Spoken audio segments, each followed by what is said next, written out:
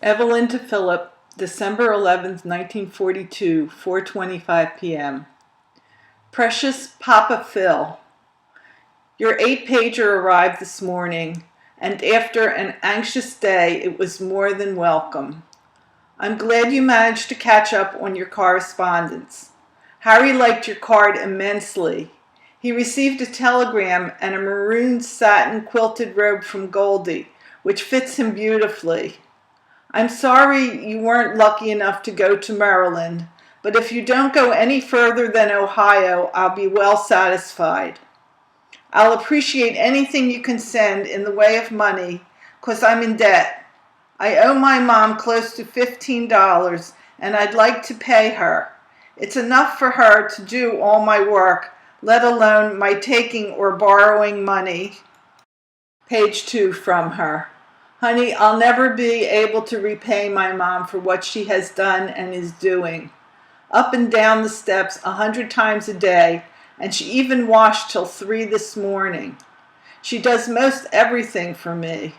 All I do is bathe, feed, and change the baby. During the day, I try to get the room and myself in order. Little by little, I'm managing to get things in order.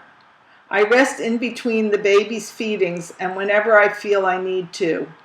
Last night, after my dinner, I decided to get dressed. I put on my powder blue wool with the maroon velvet collar, and it fits. I was glad I dressed, for I had a visitor, Jean Levin. She bought me a, page 3, lovely lightweight blanket. We sat on the bed and chatted. She's looking very well. You know, sweet, you ought to drop her a line sometime. She complimented me, saying I didn't look as thin as I did.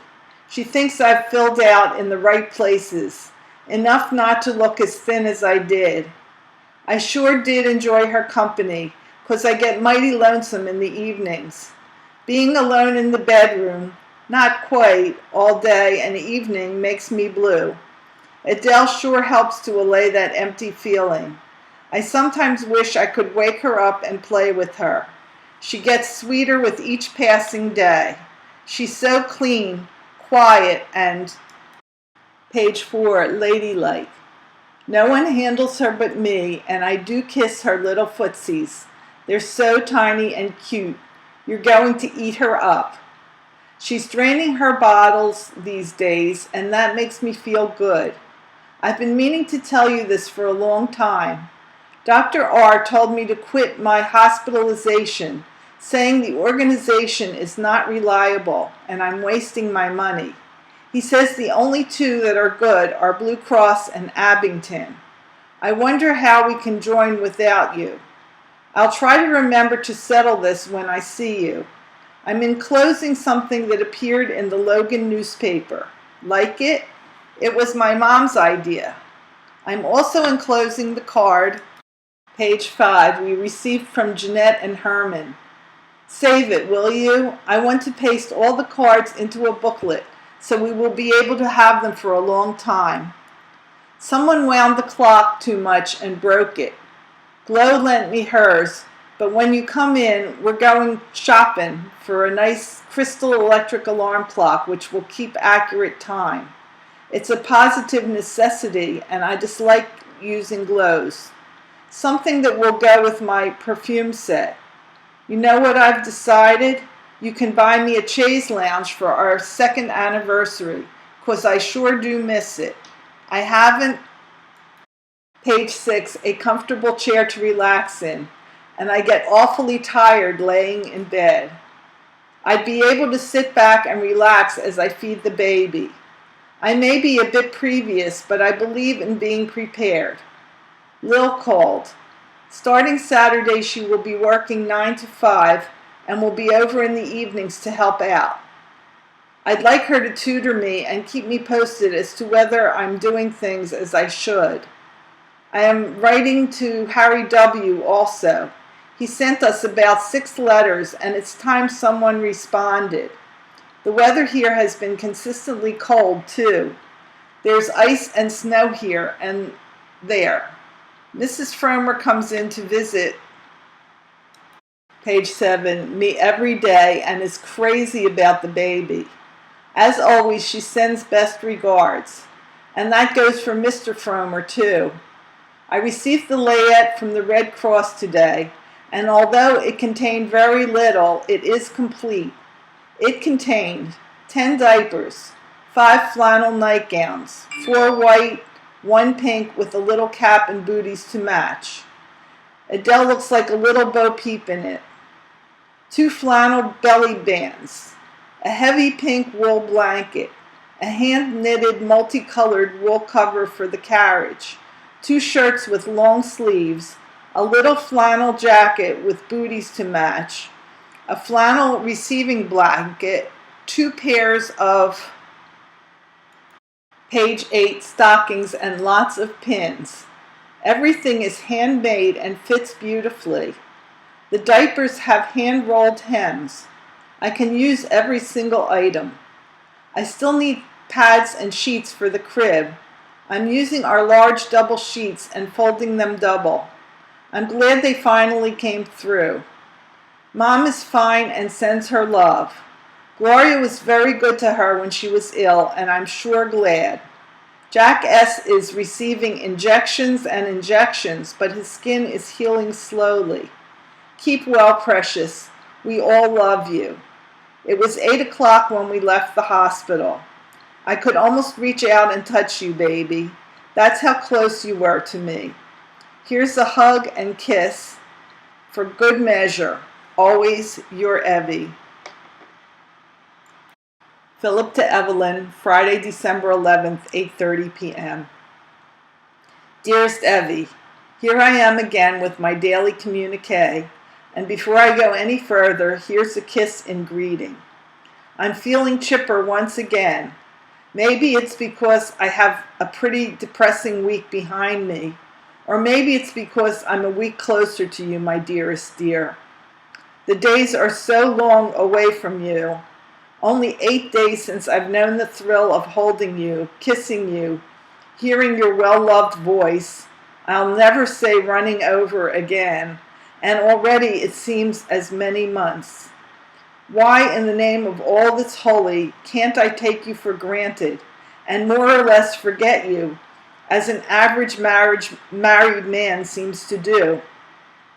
The husbands of 2 and 3 years standing, who are in my company, some with children, are rarely, if ever, troubled by homesickness. I know because they couldn't talk so casually, and more often than not cynically, of their mates. To page 2, me, this is inexplicable. Unless I'm the only one in the outfit that married an angel. Sometimes I envy those men. They have no reason to feel the pangs of yearning that assail me constantly. Then I tell myself I'm a damn fool for even thinking such thoughts.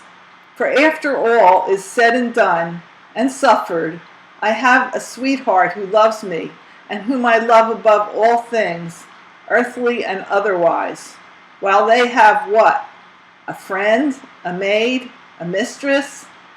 That's about it, to my way of thinking. What do you think of all this, sweet? I'm afraid I'm making myself hard to follow. Or am I? These ideas were set down as they occurred to me. I'm too lazy to think them out in logical order. Starting from the end and reading backwards might make it clearer, but enough of this. I fear I've run over. Excuse it, please. Your letter of the 9th buoyed me up no end. I knew about the robe and slippers. The jacket wasn't mentioned. And as a matter of fact, I was supposed to shop for them on the furlough I didn't get.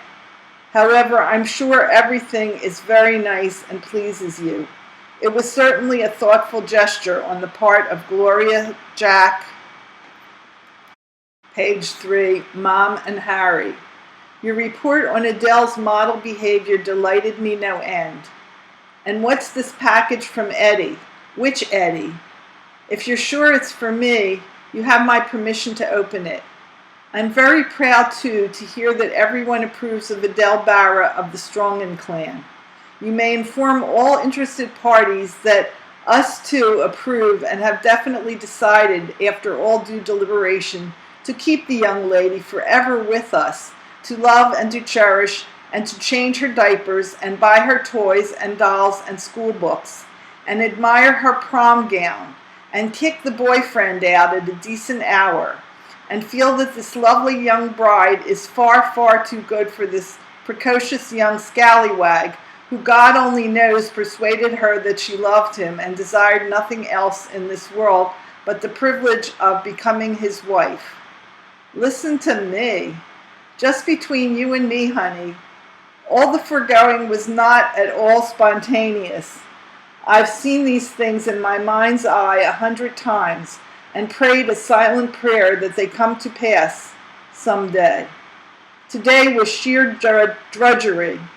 Lecture and drill in the morning and a 7-mile hike in the afternoon with all the trimmings. Gas mask, drill, double time, with and without gas mask, and mud and water and blisters. Again, damn it. Tomorrow, aha, synagogue in the morning to page 4, register our daughter's name, a few hours relaxation at the movie, and finally I'll be calling you to tell you once again what I shall never tire of telling you, that you, Evie, are the object of all the love and adoration it is in the power of a devoted husband to bestow. Love to one and all. Tell Mom to hurry and get better, and that her Pesalach loves her very, very much. I am proudly Evelyn's husband and Adele's daddy, Phil.